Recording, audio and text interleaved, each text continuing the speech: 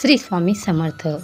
चला तर आजच्या व्हिडिओमध्ये जाणून घेऊया बेलपानाची माहिती आणि बेलपानाची काय काय फळ प्राप्त होते. बिल्ववृक्षाजवळ साप कधीही येत नाही. कुणाचीही प्रेतयात्रा जर बिल्ववृक्षाच्या सावलीतून जात असेल तर त्यास मोक्ष मिळतो.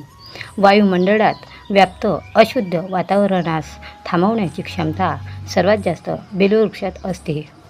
4, 5, 6, 7 पानांचे बेलपत्र ज्यास प्राप्त होतात तो परमभाग्यशाली असून जर ते बिल्वपत्र भगवान शिवाजीस अर्पण करण्याचे अनंत पट पुण्य फल प्राप्त होते. बिल्ववृक्षास कापल्याने वंशाचा नाश होतो आणि बिल्ववृक्ष लावण्याने वंशवृद्धी होते.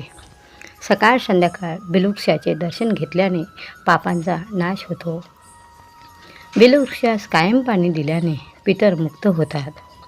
बेलपान आणि ताम्रधातूच्या विशेष प्रयोगाने ऋषी मुनी स्वर्णधातूचे उत्पादन करत होते. जीवनात फक्त एक वेळेस आणि तेही नकळत शिवलिंगवर बिल्वपत्र अर्पण केल्यास सर्व पापातून मुक्ती मिळते. बिल्ववृक्ष रोपण, पोषण आणि संवर्धन करण्याने देवादिदेव महादेव यांचा साक्षात्काराचा अवश्य लाभ होतो.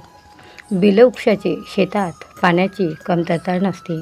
चला तर आपणही एक बिल्ववृक्ष लावूया आणि आपणही त्याचे फलाची प्राप्ती करूया. श्री स्वामी समर्थ.